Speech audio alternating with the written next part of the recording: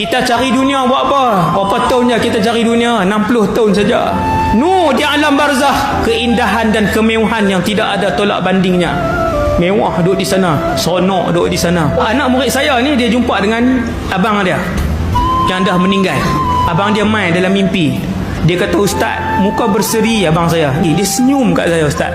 Bila dia main dekat, dia bercakap seolah-olah dia tidak sakit ketika di dunia dulu, Ustaz. Macam mana abang? Dunia yang abang pilih ni? Dia kata, "Man, dunia yang abang duduk sekarang ni, Man, tidak ada dunia, gambaran dunia yang abang boleh cerita tentang kecantikan dunia yang sekarang ni abang duduk, iaitulah alam barzah.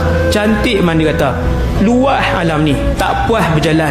Tengok, kita ada tempat lagi sebenarnya, bukan ini hidup kita. Di sana kita boleh berjalan, di sana kita boleh jumpa orang, di sana kita boleh menikmati keindahan alam, rehat dan sebagainya.